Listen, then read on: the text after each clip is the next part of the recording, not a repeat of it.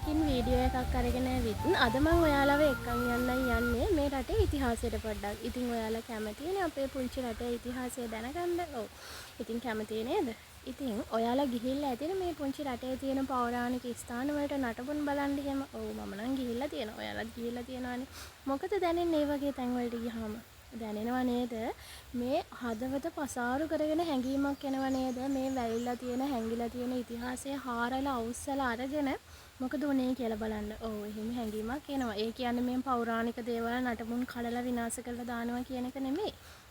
ඒ හැංගුණු ඉතිහාසය අවුස්සලා අරගෙන මොනවද උනේ? මේ ඉතිහාසය අපි හිටියා වගේ මහා මෝතු හැඟීමක් හිතට එනවා. ඔව් මට නම් එහෙම දැනෙනවා. ඉතින් මං හිතනවා වීඩියෝ එක බලන ඔයාලටත් එහෙම දැනෙනවා ඇති කියලා. ඉතින් අපි මේ පොළවට මිනිස් ජීවීන් විදිහට ආපු අපි දැනගන්න ඕන මේ පුංචි රටේ ඉතිහාසය අනිවාර්යෙන්ම. එහෙම නේද? ඉතින් ඔන්න ඔය ඉතිහාසය හොයාගෙන යන ගමනත් එක්ක තමයි ඔයාලා මේ එකතු වෙලා ඉන්නේ. මේ පුංචි රට සහලින් නැත්තම් කෘෂිකර්මාන්තයෙන් ස්වයංපෝෂිත වෙච්ච කාලයක් තමයි අනුරාධපුර පොළොන්නරු රාජධානිය සමය කියලා කියන්නේ. ඉතින් අනුරාධපුර රාජධානිය පිටවැටීමෙන් පස්සේ පොළොන්නරු රාජධානිය පටන් ගන්නවා. පොළොන්නරු රාජධානිය පිටවැටීමෙන් පස්සේ තුන්වන රාජධානිය දඹදෙණි රාජධානිය පටන් ගන්නවා. ඉතින් දැන් රට කෘෂිකර්මාන්තයෙන් විතරක් ස්වයංපෝෂිත වුණාට මදිනේ සාහිත්‍යයෙන්ම ස්වයංපෝෂිත වෙන්න ඕන. මෙන්න මේ සාහිත්‍යයේ පෝෂණය වෙන ස්වර්ණමය යුගයේ හැරවුම් ලක්ෂ්‍ය පටන් ගන්නේ මෙන්න මේ දඹදෙණි රාජධානී සමය ආරම්භ වීමත් එක්ක. ඉතින් දැන් ඔයාලා අහලා තියෙන කෞසිලිමින එතකොට පූජාවලිය මුවදෙව්දාවත සද්ධර්ම රත්නාවලිය වගේ වැදගත් කෘති. ඉතින් මෙන්න මේ වටිනා කෘති මේ ලංකාවට දායාද වෙච්ච සමයක් තමයි මෙන්න මේ දඹදෙණි රාජධානී සමය කියලා කියන්නේ. ඉතින් දඹදෙණි රාජධානිය ගැන කතා කරද්දී ඒ ගැන කතා කරන්න හොඳම තැනකට තමයි අද ඔයාලව එක්කන් යන්නේ. ඒ තමයි දඹදෙණිය විජයසුන්දරාරාම රජමහා විහාරස්ථානයට. ඉතින් දඹදෙණිය ගැන කතා කරද්දී මාලිගාගල ඔයාලා අහලා ඇති. ඒකත් ප්‍රසිද්ධයි. ඉතින් අපි ඒ වීඩියෝ එක ඊළඟට අරන් එන්නම්. ඉතින් එහෙනම් මාත් එක්ක යමු දඹදෙණිය විජයසුන්දරාරාම රජමහා විහාරස්ථානයට.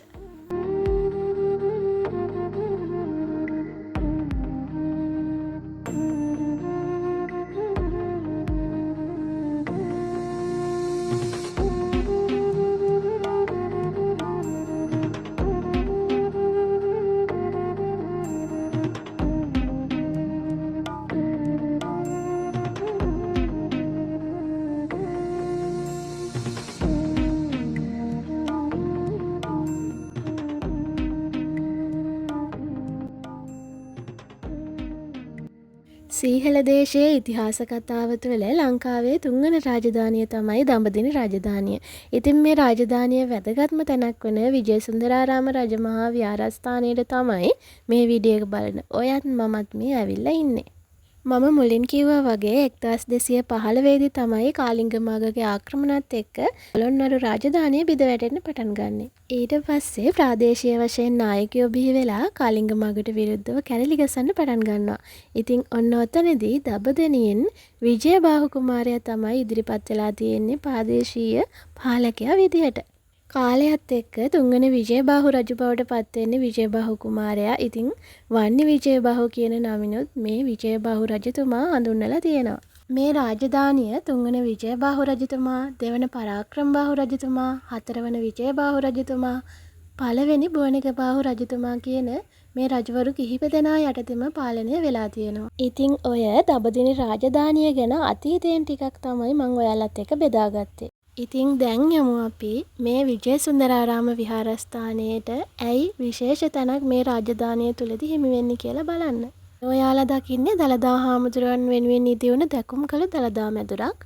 අබේගිරිය, යාපහුව, බෙලිගල ඒ වගේ තැන් වල දළදා මාලිගා තිබුණත් අද වෙනකොට ඒවා නටබුන් බවට පත් වෙලා. ඉතින් අදට සුරක්ෂිතව තියෙන එකම දළදා මැදුර තියෙන්නේ මේ පිම්බිමේ. මේ දළදා මැදුර දකිනකොට හිතනවා නේද නිකන් හිත පහන් වෙලා යනවා වගේ හැඟීමක්. ඉතින් වීඩියෝ එක බලන ඔයාට එහෙම හිතෙනවා නම් ඒ ළඟටම ගියහම මට කොහොම හිතෙන්නේ නැද්ද කියලා හිතා ගන්න පුළුවන් නේද? එහෙනම් ඉතින් ඔයාලා මේ දළදා මැදුරේ තියෙන චිත්‍ර, කැටයම් මේ වගේ දේවල් බලන ගමන් මම කියන දේවල් වලටත් පොඩ්ඩක් අවධානය දීලා අහගෙන ඉන්න. මුලදී මහල් 3ක් විදිහට තමයි මේ දළදා මැදුර තිබිලා තියෙන්නේ. පසු කාලීනව මීගහතැන්නේ අධිකාරම් නම් කෙනෙකු විසින් ප්‍රතිසංස්කරණ කටයුතු වලට ලක් කරලා මේ දළදා මැදුර දැනට මහල් දෙකක් විදිහට තමයි තියෙන්නේ. ඉතින් ඒ බව විවිධ මූලාශ්‍රවල එහෙමත් සඳහන් වෙනවා. ඉතින් මේකේ දෙවෙනි මහලේ තුන්වෙනි මහලේ ඒ කාලේ නුවර යුගයේ චිත්‍ර වගේ බිතුසිතුවම් තමයි තිබිලා තියෙන්නේ. ඉහළම මාලයේ රන් ඇතිරිල්ලක් මත මැණික් කරඩුවක දළදා වහන්සේ තැන්පත් කරලා තිබිලා තියෙනවා. දඹදෙණි රාජධානිය තුළ මාලිගාගලටත් විශේෂ තැනක් හිමි වෙනවා කියලා මම ඔයාලට වීඩියෝ එක පටන් ගද්දිම කිව්වනේ. ඉතින් දෙවෙනි පරාක්‍රමබාහු රජතුමාගේ මාලිගාව තිබුණේ මාලිගාගලේ. මේ රජතුමා උදේට අවදි වෙනවා කියලා කියන්නේ ඉර පායන්න පැය 2කට කලින්. ඉතින් එතන ඉඳලා ගෙවෙන මේ රජතුමාගේ දිනචර්යාව නම් අහන්නම වටින කතාවක්. රජතුමාගේ හිසෙන් වැටෙන කෙස් ටික එකතු කරලා කොස්සක් හදාගෙන ඒ කොස්සෙන් හැමදාම උදේට මේ දළදා මැදුර අමදිනවලු මුලින්ම.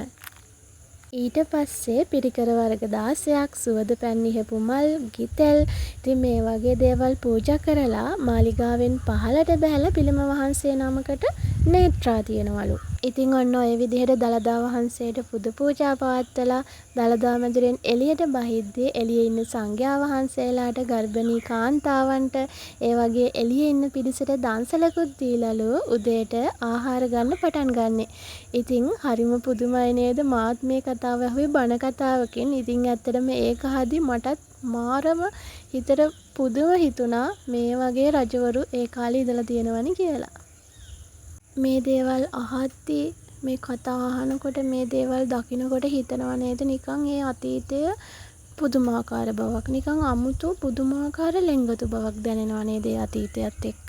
දඹදෙණි රාජධානිය හා සම්බන්ධ මේ විහාරස්ථානයේ තිබුණු වැදගත්ම තැනක්නේ ඔයාලා ඒ දැකපු දළදා මැදුර. ඉතින් ඊළඟට වැදගත්ම තැනක් තමයි මේ ඔයාලා දකින බෝධීන් වහන්සේ. මේ හා සම්බන්ධ වැදගත් ඓතිහාසික කතා ප්‍රවෘත්තියකුත් තියෙනවා. ඉතින් දෙවන පරාක්‍රමබාහු රජතුමා මේ ස්ථානයේ රෝපණය කරන්න හිතාගෙන ශ්‍රී මහා බෝධියෙන් බෝධි අංකුරයක් වඩම්මාගෙන එනකොට රජතුමා හිතපු තැනම ඉබේටම බෝධි අංකුරයක් හටගෙන තියෙනවා. ඉතින් ඒ බෝධීන් වහන්සේ තමයි මේ ඔයාලට දකින්න ලැබෙනවා කියලා කියන්නේ. ඒ ගමන බෝධි වඩම්මාගෙන ආපු බෝධීන් වහන්සේ මළුවෙන් පිටත රෝපණය කරලා තියෙනවා කියලා තමයි දැනගන්න ලැබෙන්නේ. ඉතින් ඔයාලා මේ දැකපු වැදගත් ස්ථාන වලට අමතරව මේ විහාරස්ථානයට එන කෙනෙක්ට දකින්න තියෙනවා චෛත්‍යගරය. පොඩි මැදුරක් ඇතුලේ පුංචි චෛත්‍යයක් හදලා තියෙනවා. මේ හා සම්බන්ධත් අතීත කතාවක් තියෙනවා. ඒ කාලේ ගේක ප්‍රදේශවලින් මිනිසුන් ඇවිල්ලා තියෙනවා දළදා වහන්සේ වන්දනාමාන කරගන්න. ඒ වෙලාවට දළදා මැදුරේ තියෙන දළදා වහන්සේ මිනිසුන්ට දැක බලා ගන්න ප්‍රදර්ශනයට තැන්පත් කරලා තියෙන මේ ස්ථානයේ එතන පසු කාලීනව මේ දළදා වහන්සේ තැන්පත් කරපු තැන මේ විදිහට පොඩි චෛත්‍යයක් හදලා තියෙනවා. ඉතින් මේ වගේ වැදගත් ස්ථාන මේ විහාරස්ථානය තුළ තියෙන හින්දා තමයි දඹදෙණි රාජධානිය තුළ මේ දඹදෙණිය විජයසුන්දරාරාම රජමහා විහාරස්ථානයට විශේෂ තැනක් හිමි වෙන්නේ.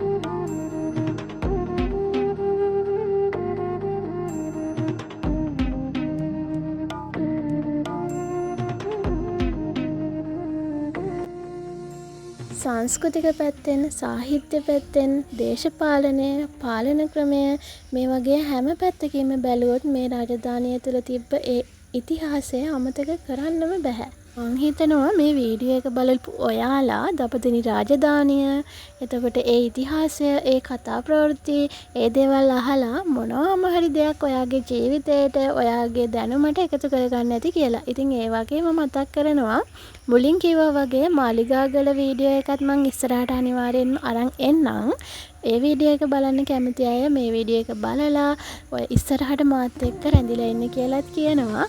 එහෙනම් ඉතින් ආයෙම වීඩියෝ එකකින් හම්බ වෙනකම් ගිහින් එන්නම්.